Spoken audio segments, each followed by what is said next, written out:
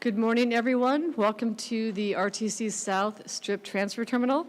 My name is MJ Maynard. I'm the CEO for the Regional Transportation Commission of Southern Nevada. I am honored to be here today alongside Senator Cortez Masto as we continue to strengthen our efforts to address human trafficking and exploitation here in Nevada. We know that truly addressing this issue takes a collective effort, and that's why we are proud to stand with Clark County Department of Aviation's Director Rosemary Vasiliadis and Helen Foley from First Med. For more than a decade, Senator Cortez Masto has been a leader in addressing this issue, first in her role as Attorney General and now again as a U.S. Senator. I've said it before, and I'm going to say it again and again. We are so grateful to have Senator Cortez Masto representing us in Washington. So without further ado, please join me in welcoming Senator Catherine Cortez Masto to the podium to share more about this critically important legislation. Wonderful, thank you. Well, good morning, everyone. Thank you for coming out this morning. And I have to thank my incredible partners, not only here today, but have been with me from the very beginning when we started talking about, unfortunately, the trafficking of victims in our state and across the community. Thank you to the RTC, to the Reed Airport, to First Med. So, as many of you know, my partners here know this, we have been working, oh my gosh, since I was Attorney General to combat human trafficking in Nevada. Over the years as Attorney General, I spoke to too many trafficking survivors about their experience. One thing I learned from that experience after talking to them is they're being transported from city to city, across state lines, and the stories that I was told were heartbreaking. Remember, many of these victims only have the clothes on their back. Some of them don't even have shoes when they're transported. And so for me, it was important to grab our partners throughout the state and make sure that we are providing resources to victims so we can help them become survivors. The airports, the transit hubs are key places for victims to seek help and for trained staff to intervene. And to do that, these centers need resources so that they can provide staff with more training and they can raise public awareness. Listen, this is the most important thing for us to do in the first step of prevention is the awareness and education. That's where it started with all of us. And that's why we are here today and continuing to work to make sure we are turning these victims into survivors. So in the Senate, I've continued the work around combating human trafficking in our state and across the country. I've introduced two bills. One of them is a bipartisan bill to provide dedicated funding for these efforts to help keep survivors safe. The money that would come from this funding is about $10 million annually. It would fund the kind of efforts that the RTC and Reed International Airport have already pioneered. They've already pioneered this, and that you're going to hear about today. We need to be able to help victims in transit, and we also need to be able to prevent them from being trafficked in the first place. That's why the second piece of bipartisan legislation that I introduced was to address the recruiting and trafficking of victims online. Social media platforms are a major site for recruiting victims, and we need to research the role they play so we can do more to prevent it from happening. So I am going to continue to keep working in the Senate to make sure we're doing everything we can to help victims and make sure we're putting them on the path to survivors. But it takes an effort and a community working together to really address this. And that's why our buses, our interstate bus operators, our truckers, the airports, the RTCs, the Regional Transportation Commissions across the state of Nevada, First Med, our first responders, everybody who comes in contact, including our law enforcement, our firefighters. This is a collective effort to understand what is happening in our community, to be educated about it, know the resources that are out there, so that we can actually turn it around and help victims when we come in contact with them. The work that I've done, the bipartisan bill that I've introduced, both of them, one with Senator Cornyn, one with Senator Moran, we were going to continue to provide those essential funds that are needed for the resources to understand what is happening here so we can put more prevention programs not only here in Nevada, but across this country. So I want to thank you all for joining us today. I also want to thank, and I'm going to start with Rosemary Vasiliadis. Vasiliadis from Reed International Airport. We were just talking. She and I both, years ago, were our eyes were opened to what was happening in our community around sex trafficking and human trafficking. And from that moment on, she has been an incredible partner for me and this state and for so many victims to help them become survivors. So Rosemary, thank you for joining us.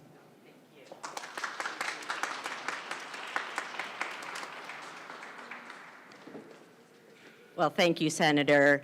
I'm actually honored to be here today. You know that this did capture my heart. And MJ, thank you for hosting this and including all of us. As you heard, it is an issue that the Senator brought up many, many years ago. She approached me. We actually happened to be at a conference together, and she said, you know, I need to talk to you about something that she's been, that she heard about, and it was human trafficking. And then she let me know how it was going through our airports. And I was not that familiar with it. And I fell into what our issue is and what the senator will be resolving with this legislation. And that is the victims feel like they are invisible. That's what they call themselves, invisible. And that just captured our hearts to no end. And with that, we said, okay, we will help on that. Our role as an airport, as transportation centers, as a place to transfer through or conduct this vile criminal activity is something that we have to learn about and get into the minds, look at the behaviors, and see what we can do. And what we can do is communicate it out so that it isn't invisible. Even though the victims feel, horrifically bad about it and they're embarrassed about it, we need to let them know there is help out there. And airports, transportation hubs are an avenue that can happen. So what we have done at the airport, and I'm really proud to say that we were the first airport in the nation, we installed the national hotline. We did a lot of research, and having the same number throughout the entire country is something that these victims can memorize. And when they're ready to get help, you can't force any victim to get help. But we put them in every stall in the airport, both men and women, because although it started off as a female victim, it has now spread. These monsters, these criminals are just mind-boggling in my opinion. But so what we wanted to do is to keep that momentum going. So you'll see stickers in every stall. You'll see messaging in baggage claim on our jumbotrons throughout the entire terminal. But what we also have done as an airport family, so our TSA agents, so don't be mean to them. Everybody is trained, and nothing like a checkpoint where you could really see behaviors, where you can really see the traveling unit going through with, I'm going to call them the monster and the victims, with no purses, no carry-ons, nothing but one piece of ID that may or may not be valid and a boarding pass. And we have taken that to our custodians. So what we have done at the airport is we have actually incorporated it into our badging class. So every person, all 14,000 of us now, actually get trained within the badging class. So before you even start your first day, we get that training out so they are aware of it. They can see signs of trafficking. They can see, they'll know how to properly respond. And then they'll also know that they are obligated to report the incident.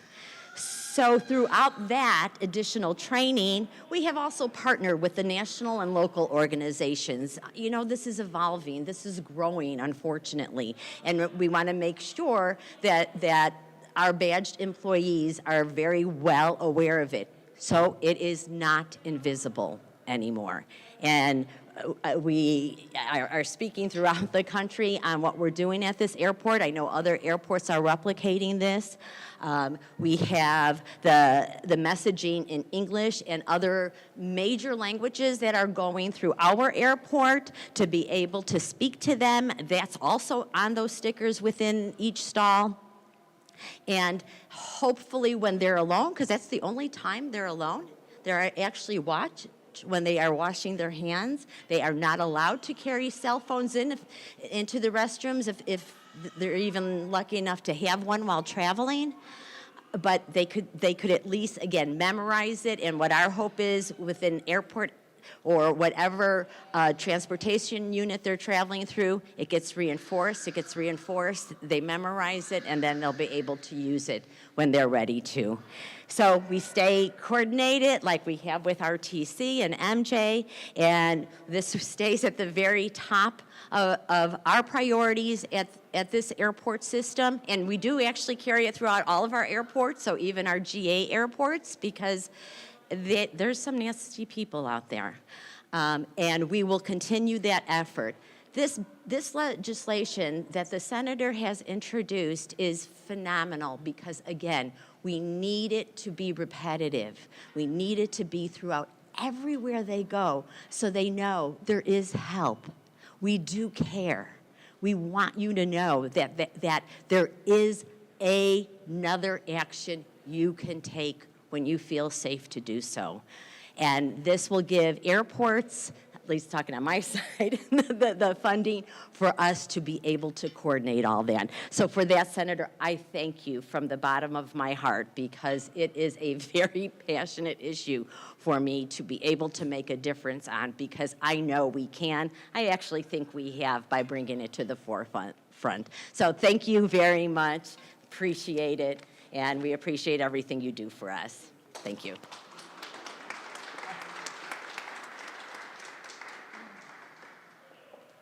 Thank you, Rosemary. And she's absolutely right. One thing I learned as I got to know some of the survivors of trafficking, particularly sex trafficking, many of them, they feel invisible, and many of them don't know their victims. They really don't. This is their norm. They've been abused for so long. They don't know anything else. So when somebody approaches them or somebody comes to talk to them, if we don't approach them in the right way or we don't talk with them in a manner that they trust us, they will continue down that path and be continued victims. And so it is important that we have this literature around. It is important that we overcome the barriers, not only training first responders, and they've been phenomenal, first responders who come in contact, our law enforcement, our paramedics, our firefighters, but also in many of these transit hubs where these victims will be transported. It is crucial that they also see signs, they start reading things, and we overcome the language barrier that is often part of this as well. So let me introduce MJ. I cannot thank her enough for hosting us, but more importantly, for continuing to work and making sure we are providing resources and educating so many people in the public who come through our public transit systems just like this one, that they have the information they need when they need it, when they want to seek assistance. So MJ, thank you.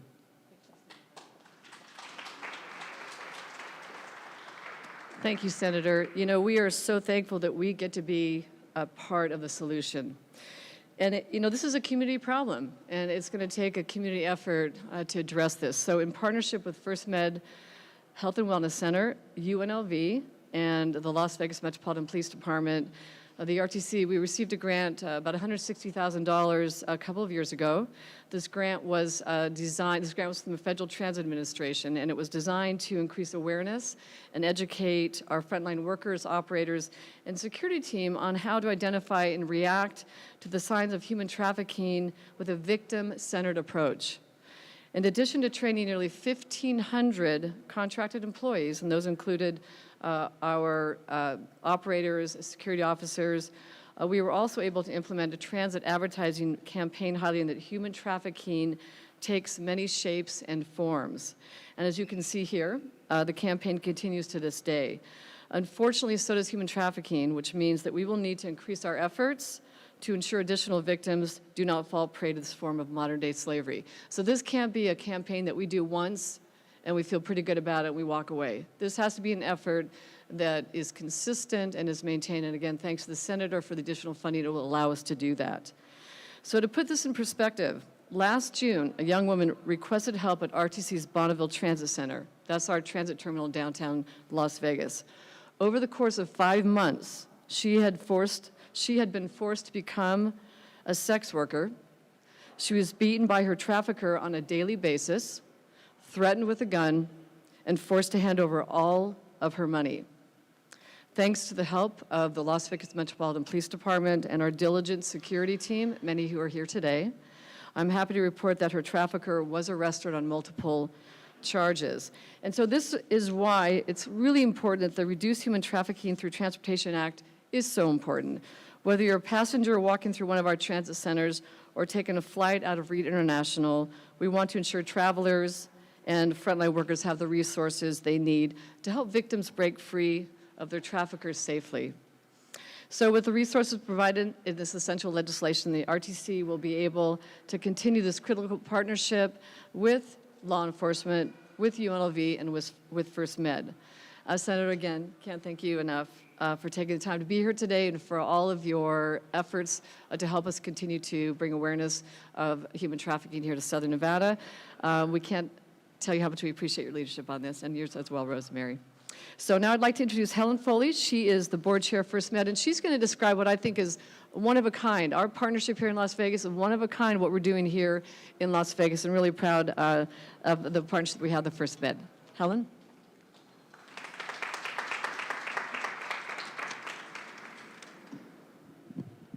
Thank you very much, MJ. My name is Helen Foley, and I am the chairman of the board for First Med Health and Wellness Center. Today with us is Angela Quinn, the CEO, and Maisha Wilson, who is our Chief Operating Officer and manages all of the mental health and behavioral health services that we provide.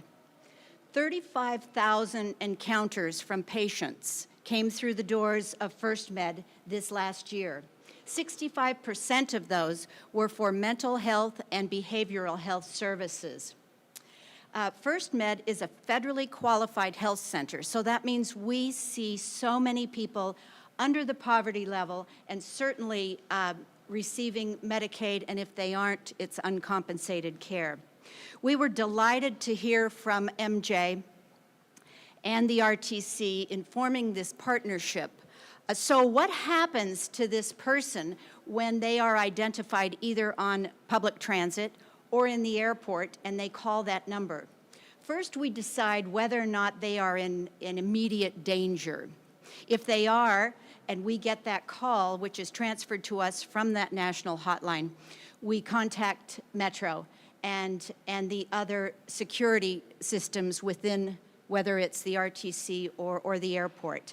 Then we try to provide services to that person once we have them safe. Safety is the number one issue. Once we can get them away from the predator, these victims, or sometimes they're also called survivors, are taken in. They receive physical care and an awful lot of mental health and behavioral health care. These individuals, whether they're male or female, young or old, have been traumatized, and many for quite an extensive period of time. Many are far away from home. We work with them. We try to find what we call wraparound services. So if they need all of those different types of mental health services, we provide them. If they need a safe place to stay, we have community partners such as Safe Nest, where we can have them have a warm bath, warm food, and security. And then we really start working with them, identifying where they're from, if necessary, how to maybe get them home. We have received funds from the state of Nevada through our Victims of Crime account so that we can actually get them home if that is the case. It's a wonderful program, but we first have to find these victims or survivors. And because of Senator Cortez Masto, and this legislation. She will help bring about the funds that will allow us to continue doing this with the RTC and the airport.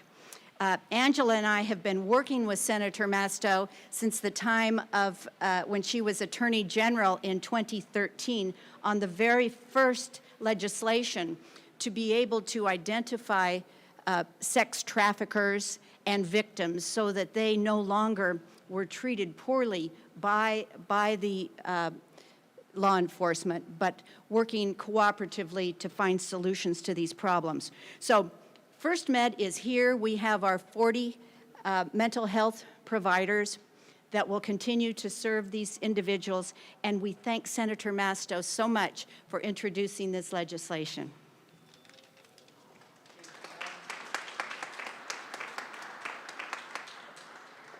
Thank you. As you can see, it does take a community, and there's so much more work that needs to be done.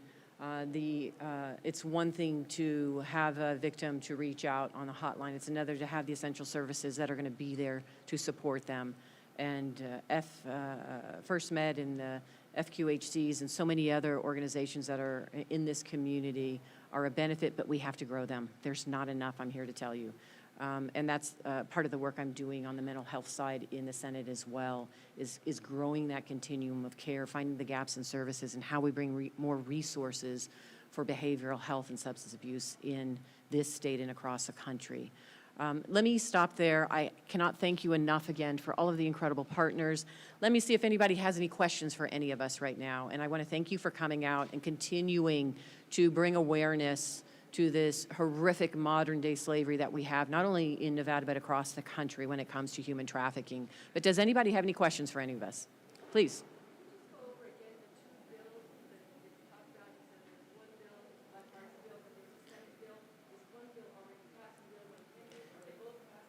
Yeah, there are two bills. One of them is the transportation bill that I've partnered with Senator John Cornyn, and that one is to bring $10 million annually to make sure that there's funding that goes to our airports and our transit hubs so that they can continue to have the material and resources for education and awareness, like these incredible things that you see here, to identify resources within those public corridors so victims have the opportunity to reach out.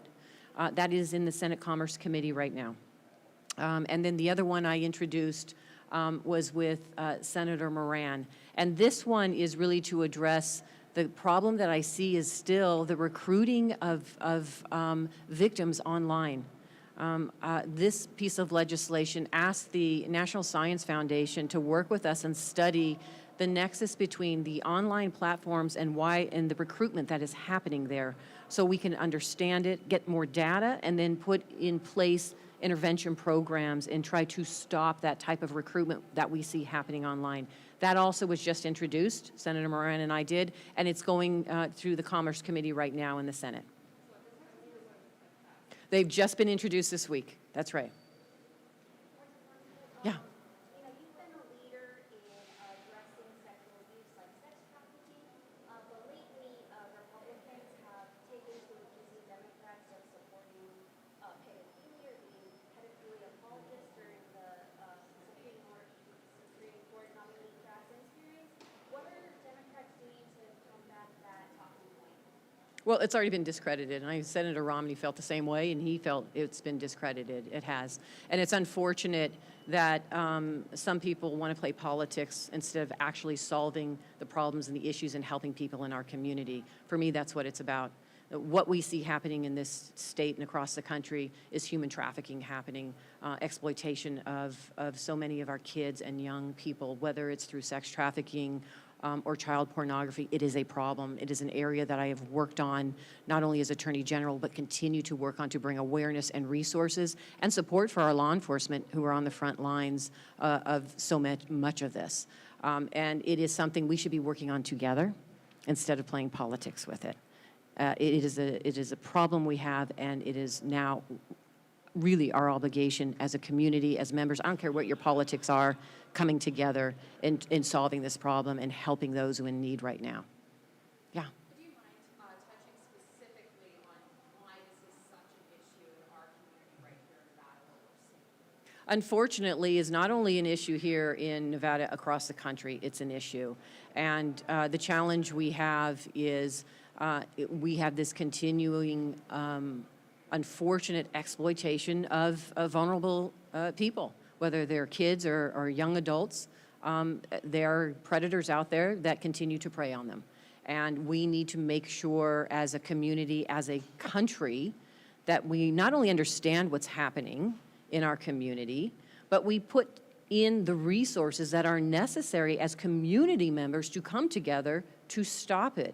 Not only to stop it, but then provide the essential resources that are necessary for these victims to become survivors. And the numbers are here. You could talk with law enforcement, they will give you the numbers. The challenge we have across the country, and there's many groups working on this nationally and locally, we don't have enough data. We don't have enough data to tell us the scope of the problem that we have. We have data from our law enforcement, we have data that from maybe some of our community hubs or the health providers that see some of these victims coming in, becoming survivors. But I'm here to tell you so much more is happening. Part of it is online. And I do know this as a former Attorney General. Whenever there was some big scale event happening in a community, whether it was a large sporting event or a convention, you are going to see, and law enforcement will be the first to tell you, the numbers go online for recruiting and selling those that are being exploited by human trafficking, the numbers go up. So there's more that we have to do. And this isn't something that we can just fix overnight. It's long term. And we have to be, as a community, committed to it the long term as well. Yeah.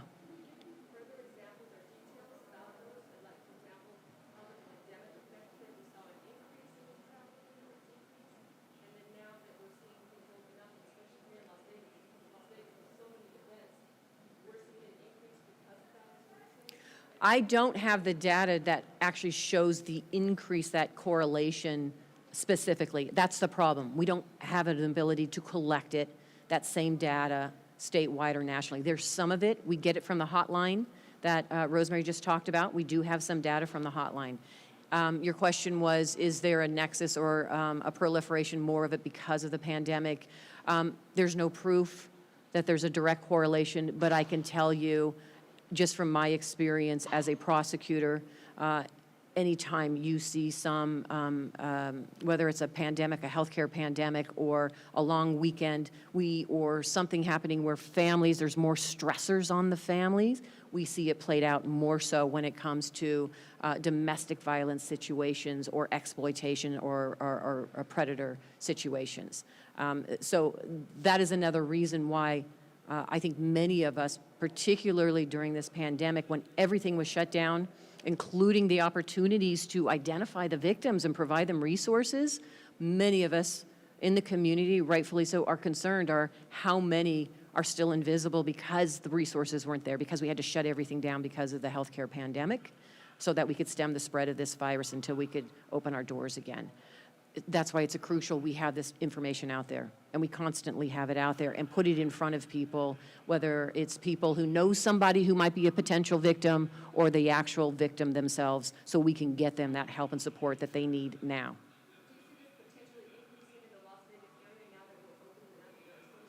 I don't have the data. I can only tell you what I know from my past experiences. It's still happening, and 1 or 110 or 100 are too many. 1 is too many. We've got to stop it. And so if there's 1 out there, we got to stop it. This is modern day slavery. We need to address it. We need to come together as a community. And my goal here at the federal level is to make sure we have the resources to continue to combat this and turn those victims into survivors. 1 more. Do you mind explaining why the focus on public transportation, why this is essential with helping these victims? Yeah, I'm going to have the experts. They'll be the ones to tell you more so than I why it's important we have it in our public transit and airports.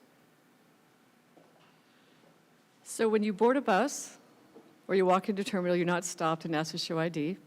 When you board a bus, it's anonymous. And that really is probably the most critical component of being invisible, remaining invisible, sort of blending into the crowd. You don't have to show ID. We don't check who you are. And so because it's anonymous, it's inexpensive, it's widespread. You can connect from city to city, from a home to a city. The mobility feature of that also makes it very, very easy for that trafficking to occur.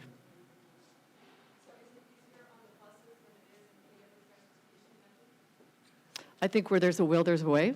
And so if there's a way to be mobile in a very undercover way in which, again, you can remain anonymous, I think again, to the senator's point, you'd have to talk to your local, we talked to Metro in terms of those hard facts, but I think mobility and the anonymity of transit, or whether it's rail, bus, et cetera, it makes it very easy for human trafficking to occur.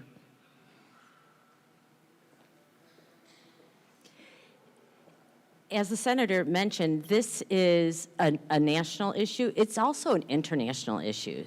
As there are theft rings going around the world, there are trafficking rings in existence, and they use all modes of transportation. They displace these victims to a location where the victim has to be 100% reliant on, and I'm just going to keep on calling them monsters because there's all my other words go down from there. So, and that's what they want. They want to exploit not only that person, but their vulnerabilities. And in doing that, they use every traffic mode there is. And so knowing that air travel was one of them, we become responsible. And I agree with the senator that we have a responsibility to message this out and get this on the forefront so that these victims can get to the right professionals that Helen is giving to us,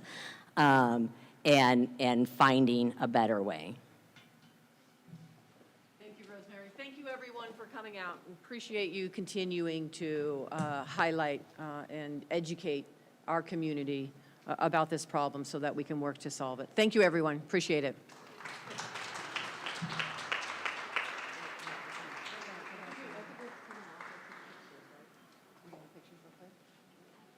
You want to do pictures real quick over